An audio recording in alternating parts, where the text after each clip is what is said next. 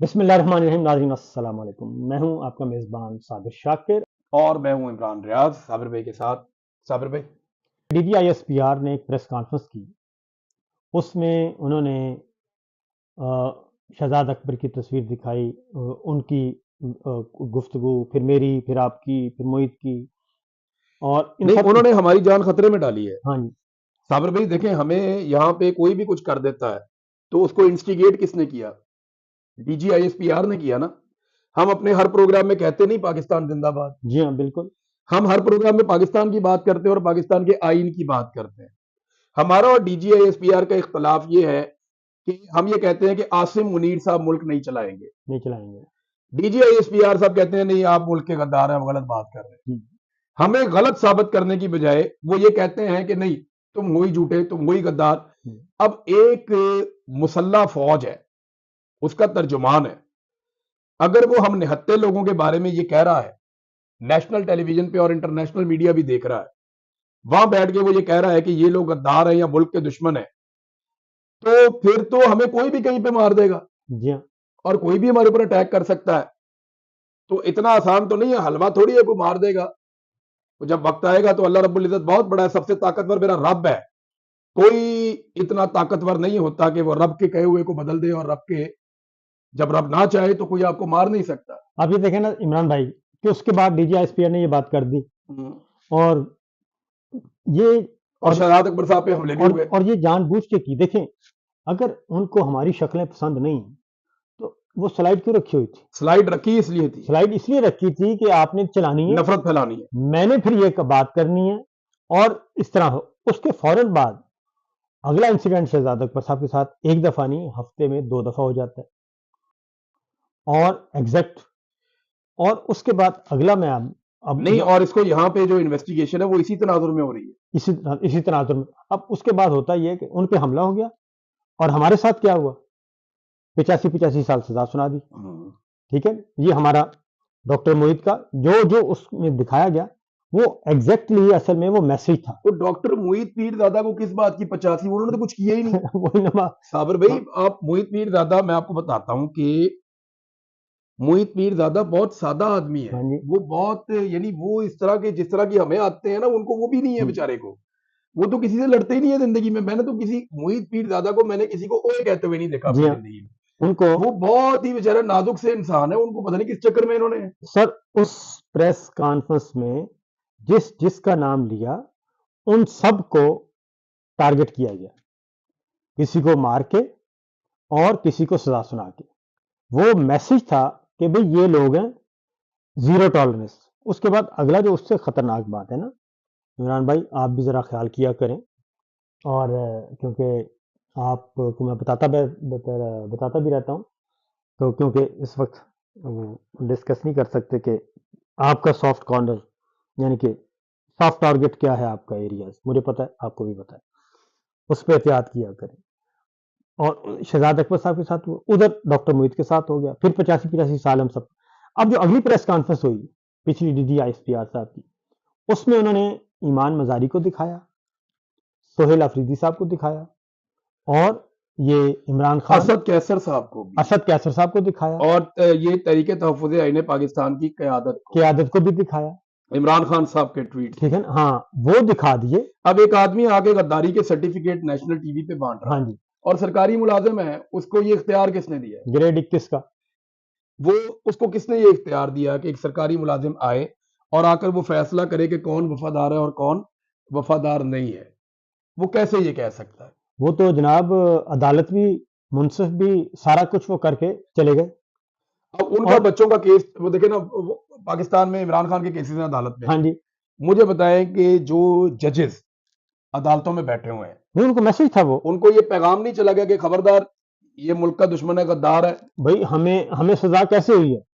ہاں، پیغام سپرا صاحب کا پیغام چلا گیا نا. ہاں چلا گیا، نیچے بھی چلا گیا کہ بھائی ان کو آپ نے کوئی گنجائش نہیں ہے، اوپر سے حکم آ گیا، اب ان کو فارغ کریں. اب اگلا جو خطرہ مجھے نظر، تو عمران خان صاحب کو یہ کیس نہیں کرنا چاہیے عدالت میں؟ بالکل کرنا چاہیے. ایمان مزاری نے بہت پرفیکٹ کیا، بہت ٹھیک کام کیا، انہوں نے بہت صحیح کام کیا. انہوں نے اگلے دن گئیں، وہی سٹیٹمنٹ، وہی ویڈیو انہوں نے سبمٹ کی جج مجوکا صاحب کی عدالت میں. نہیں، عمران خان صاحب کو بھی یہ کرنا چاہیے، علیمہ خان صاحبہ کو بھی یہ کرنا چاہیے کہ ہمارے کیسز عدالتوں میں ہیں، ایک پاکستان کے مسلح ادارے کا جو ترجمان ہے وہ بیٹھ کے ڈسپلے شو کر رہا ہے اور ہمارے خلاف فتوے دے رہا ہے، ٹی وی پہ فیصلے سنا رہا ہے، ہماری عدالتوں کے اوپر یہ معاملات اثر انداز ہو رہے ہیں. پہلے اس بندے کو بلا کر پوچھیں کہ یہ ہمارے بارے میں یہ کیوں کر رہا ہے. فتوے صاحب بھی میرے خیال میں ہمیں بھی نا یہاں پہ اب لائر سے بات کرنی چاہیے اور یہ معاملہ اٹھانا چاہیے، پروسیڈ کرنا چاہیے. آگے بھی پاکستان کے اندر جو ہے وہ یہ حرکت کی گئی ہمارے خلاف، اور اس کے بعد ہمیں اس بات کا خطرہ ہے کہ یہاں پہ خدشات بڑھ رہے ہیں. صاحب اس کے ساتھ ہوا بھی نا، اسی کے بعد ہوا نا، اس کے بعد شہزاد اکبر صاحب کے 2 دفعہ ہو چکا ہے، اور وہ اپنا عادل راجہ کے ساتھ بھی ہوا، اور ڈاکٹر محیط پیرزادہ کے ساتھ امریکہ میں ہو گیا.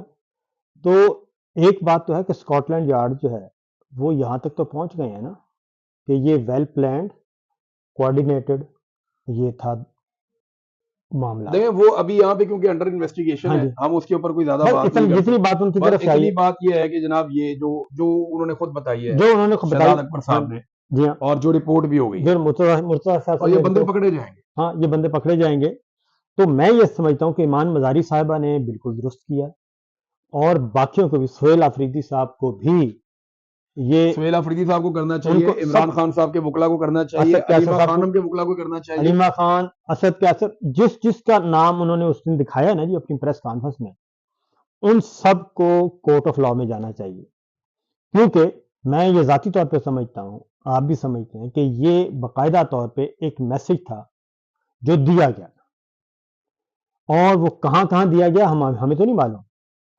اس لیے ایک بات، اب ایک اور ہی اگلا ہم سوچ رہے تھے، وہ بہت ذرا تھوڑا سا ہم نے ایک گفتگو کرنی ہے. آج کل وہ ہم جو بات کر رہے تھے، میڈیا، ہاں میڈیا جو ہے یہ نوجوانوں کے پاس چلا گیا، اور ایک رجیم چینج کے بعد نا صابر بھائی سب کا بڑا نقصان ہوا ہے. میڈیا کی کریڈیبلٹی کا تو بیڑا ہی غرق ہو گیا. جی ہاں، دیکھیں نا، جو ہمارے بڑے بڑے اینکرز ٹائیاں پہن کے، سوٹ پہن کے، بڑے بڑے مہنگے سوٹ پہنتے ہیں، پتہ ہے آپ کو، برانڈڈ، بہت مہنگے سوٹ پہنتے ہیں. میں تو یعنی میں نے نیچے پہنی ہوتی تھی جینز اور اوپر میں کوئی بھی کوٹ پہن کے پروگرام کر لیتا تھا. پیچھے ہی بیٹھنا ہے آپ نے اس کے کاؤنٹر کے، جی ہاں، دکان کا کاؤنٹر ہوتا ہے نا، تو دکان ہی کھلتی ہے 8 بجے اور 10 بجے. ہم سے زیادہ تو کوئی نہیں جانتا.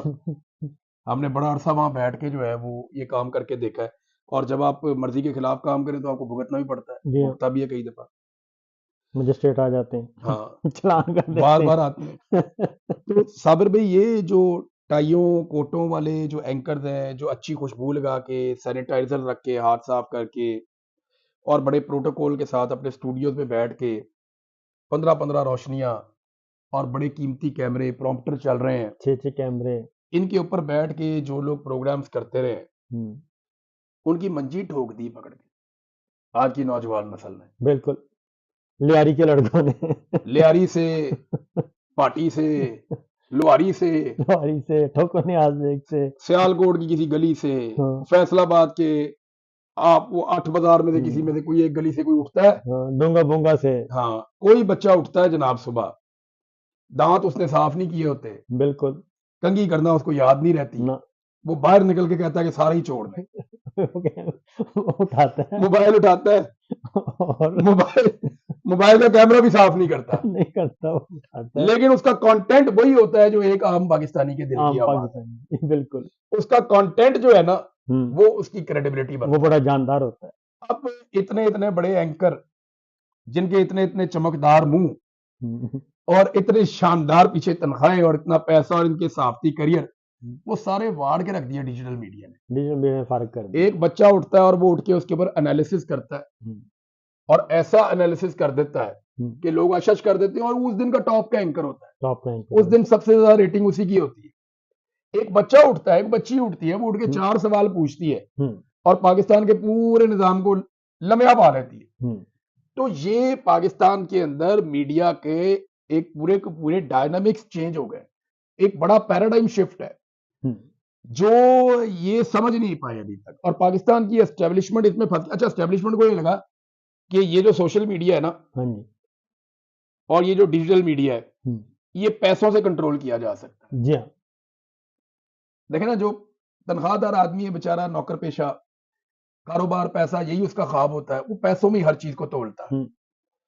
سیاستدان جو ہے نا بڑا آدمی ہوتا ہے, اسے پتا ہوتا ہے کہ نظریہ بھی کوئی چیز ہوتی ہے, اسے پتا ہوتا ہے کہ پبلک کی حمایت بھی کوئی چیز ہوتی ہے, اور بے لوس کسی کے ساتھ جڑنا اور کسی کو ساتھ جوڑنا یہ بھی کوئی چیز ہوتی ہے. یہ سیاستدان سمجھتے ہیں, کچھ حد تک ہمارے صحافی بھی اس کو انڈرسٹینڈ کرتے ہیں, اور ججز بھی یہ سمجھتے تھے ایک دور میں کہ اصول بھی کوئی چیز ہوتا ہے. ان کے پاس نا سب سے زیادہ طاقتور چیز پیسہ ہے. مجھے نا, میں آئی ایس آئی والوں نے جب مجھے اٹھایا نا صابر بھائی, وہ مجھے کہتے تھے کہ آپ کی ڈیل کیا چل رہی ہے پی ٹی اے کے ساتھ. میں نے کیا مطلب؟ کہتے نہیں آپ کو کیا, وہ کیا بنائیں گے آپ کو. میں نے کہا کیوں, میں کیوں بنوں گا؟ میں نے کہا یار میں کیوں بنوں گا؟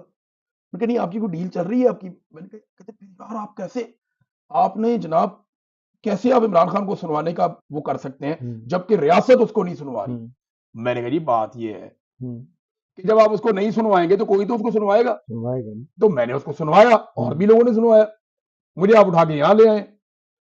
تو وہ حیران ہوتے تھے کہ یہ کیا. میں نے کہا جی یہ بات نظریے کی ہے. اصل پرابلم پتہ کیا, اصل پرابلم یہ ہے کہ یہ ہمارے جو پنڈی بوائز ہیں نا, پنڈی بوائز اسلام آبادی, یہ سمجھتے نہیں, یہ سمجھتے ہیں کہ پیسے سے بات شروع ہوتی ہے اور طاقت پہ ختم, اور پیسے پہ ختم ہوتی ہے, اور جہاں بات نہ بنے وہاں پر طاقت ڈال دو بس.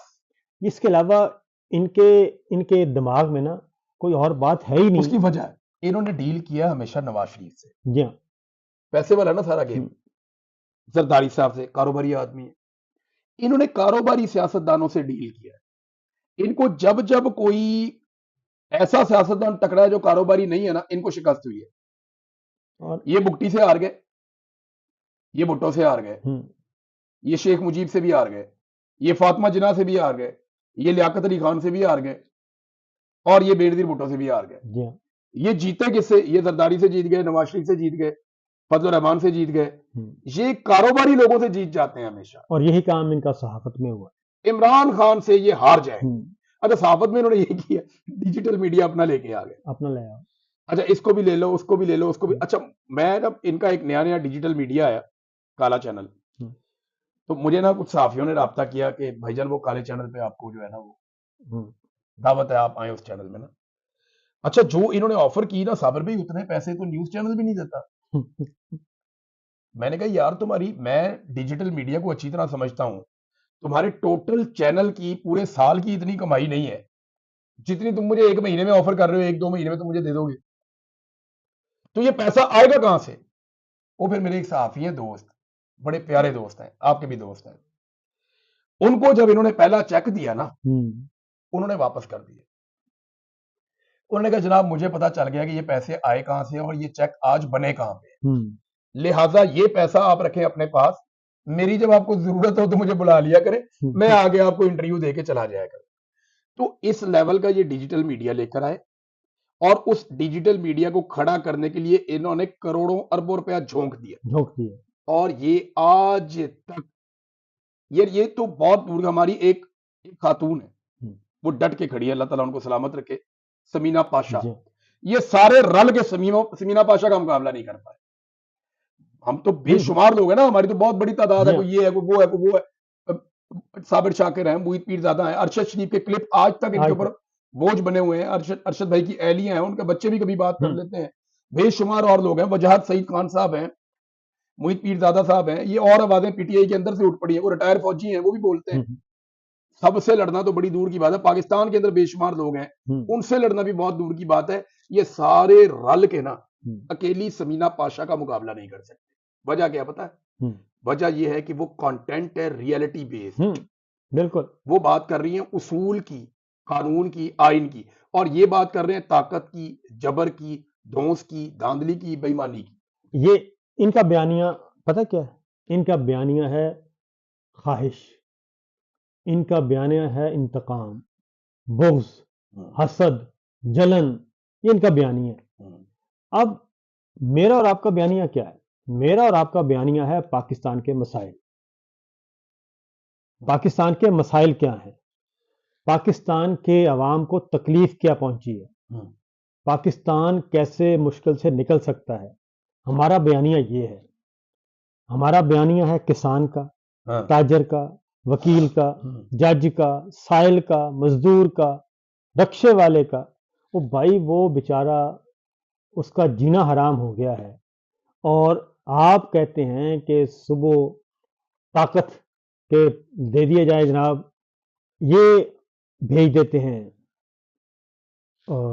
وہ واٹس ایپ پہ صبح بھیج دیتے ہیں کہ آج یہ ایجنڈا ہے، آج کا بیانیہ، یہ ایجنڈا ہے، آج یہ کا ایسے چلے گا، آج کا ایجنڈا یہ ہے، اور ہمیں صبح اٹھ کے صابر بھائی پتہ ہی نہیں ہوتا کہ آج کیا کرنا ہے۔ کیا کرنا ہے۔ ہم اٹھتے ہیں، خبریں دیکھتے ہیں، چیزیں دیکھتے ہیں، حالات حاضرہ کو دیکھتے ہیں، اخبارات پڑھتے ہیں، بہت ساری نیوز دیکھتے ہیں، سوشل میڈیا کو دیکھتے ہیں، لوگوں سے رابطے کرتے ہیں، کوئی 15 ٹیلی فون کرتے ہیں، کوئی ادھر کوئی ادھر، کوئی سورس سے رابطہ، پھر جا کے 3 4 5 گھنٹے کی کوشش کے بعد ہمیں پتہ چلتا ہے کہ آج ہم نے کیا کرنا ہے، کیا کرنا ہے، اور ان کو ایک رات پہلے پتہ ہوتا ہے کہ کل ہم نے کیا کرنا کیا کرنا ہے۔ یہ فرق ہے، وہ ایجنڈا کے اوپر اپنا پورا سسٹم چلاتے ہیں، اور ہم سسٹم کے مطابق ہے۔ اپنی خبر اور اپنی چیزیں چلاتے ہیں۔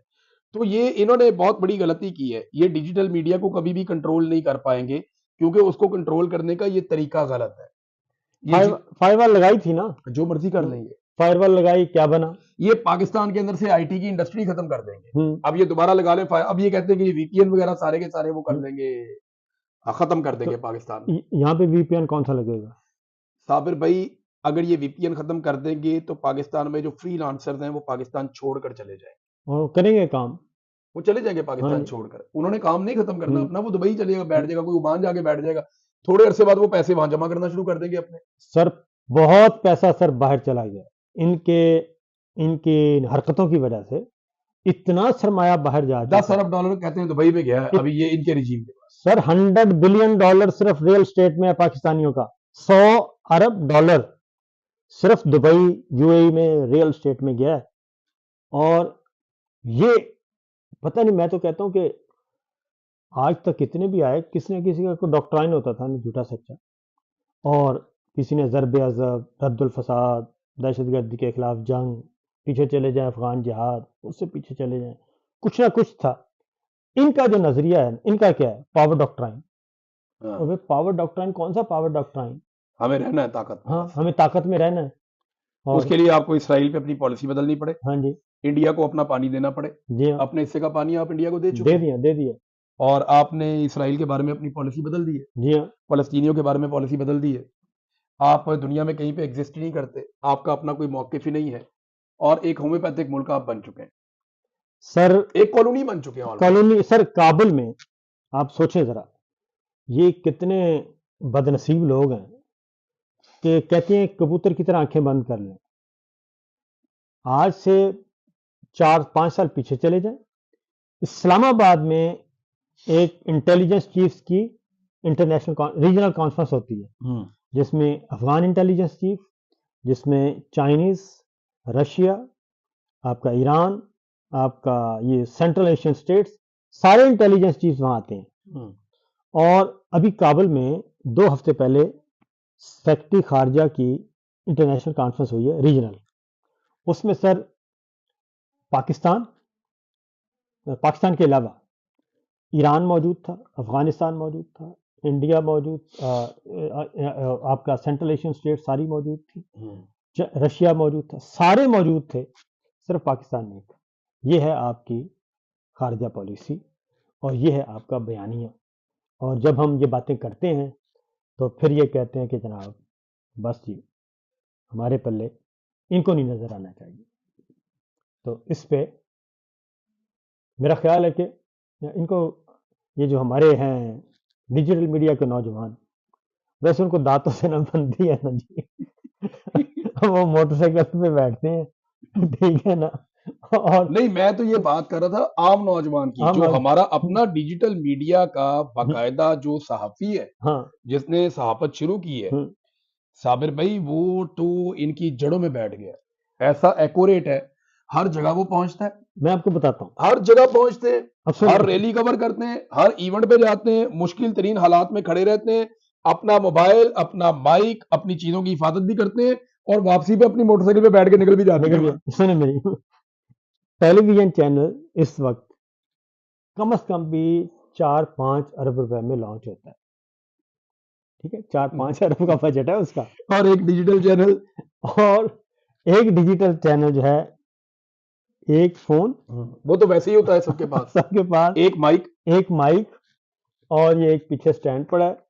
یہ ہے کوئی میرا خیال 2-4 ہزار کا ہی ہوگا، اس سے زیادہ کا نہیں ہے. نہیں یہ 10,000 روپے کا چینل ہے ٹوٹل. ٹوٹل 10,000 کا چینل جو ہے، 10,000 کا چینل کھڑا ہو جاتا ہے 10 ارب روپے کے مقابلے میں. ہاں، اور زیادہ بہتر پرفارم کر دیتا ہے. اور وہ زیادہ بہتر پرفارم کرتا ہے. اگلی بات سنیں، وہ ریاست پاکستان، حکومت پاکستان، کسی صوبائی حکومت، کسی ISPR، کسی سے پیسے نہیں لیتا، اشتہار بھی نہیں لیتا. اشتہار نہیں وہی نا، کسی سے پیسے نہیں لیتا، کسی سے اشتہار نہیں لیتا. کئی بچے پوڈ کاسٹ کر رہے ہیں صابر بھائی، اور وہ انٹرویوز کرتے ہیں، بڑے اچھے انٹرویوز کر رہے ہیں. میں نے بہت سارے بچوں کے دیکھے ہیں، بڑے اچھے انٹرویوز کر رہے ہیں، بہت اچھے کرتے ہیں، بہت اچھے. اور سب سے اچھا، اور ایک طرف آپ کا 10 ارب روپے کا، 6 ارب روپے کا ٹیلی ویژن چینل، اور دوسری اور اس میں ہمارے خزانے کے پیسے خرچ ہوتے ہیں.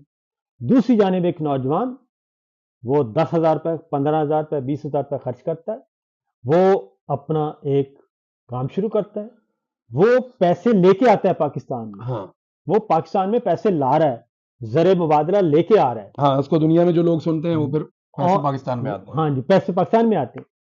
تو ایسے لوگوں کی آپ کو قدر کرنی چاہیے. اور وہ تصویر کا وہ رخ دکھاتے ہیں جو نارملی ظالم لوگ نہیں دکھاتے. ٹی وی چینل کے دیکھیں نا، اپنے مفادات بھی ہوتے ہیں نا، سیٹ ہیں، سیٹوں کے اپنے اور کاروبار بھی ہیں. وہ تو صرف سائڈ بزنس، بہت بے شمار تو بزنس وہ پھر یہ کہتے ہیں کہ ہم کسی کو پیٹ پہ لات ماریں گے، وہ ہمارے پیٹ پہ لات مارے گا. جی ہاں، ایسا لہذا وہ جو چیزیں نہیں کرتے، ان کے سٹیکس کم ہیں، یہ نکل کے وہ پہنچ جاتے ہیں اور جا کے دکھا دیتے ہیں کہ جناب یہ قدم مارا جا رہا ہے، یہ چیز ہو رہی. تو صابر بھائی، ہم نے بات کی ڈیجیٹل میڈیا پہ، میرے خیال میں کافی ہے. اسٹیبلشمنٹ کو یہ بات سمجھ لینی چاہیے، اور سیاسی جماعتوں کو بھی، ہاں، کہ جتنا مرضی یہ زور لگا لیں، یہ ہے جناب ایک نئی صدی.